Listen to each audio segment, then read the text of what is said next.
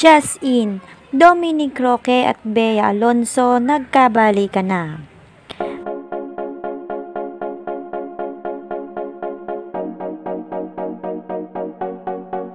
Matapos ang kontrobersyal na kinaharap ni Bea Alonso at Dominic Roque, ay kumakalat naman ngayon ang balitang muling nagkaayos na ang mga ito at muling naayos ang naputol nilang relasyon.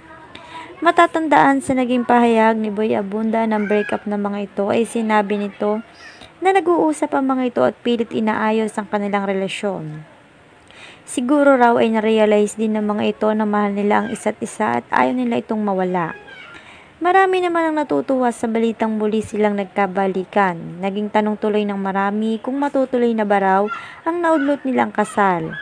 Sana raw ay magtuloy-tuloy na muli ang kanilang relasyon at sana'y wala na raw makakapigil pa sa pagmamahalan nila. Wala na raw masasabi pa ang mga fans ng mga ito kundi ang makita lang sila na masaya na magkasama. Ngunit sa kabila ng magandang balitang ito ay hindi pa rin maikakaila sa marami ang mag-alala sa kabila ng mga masasamang bagay na naiugnay kay Dominic Roque. Kung kaya't naudlot ang kanilang relasyon, maging ang kanilang kasal ay hindi rin natuloy.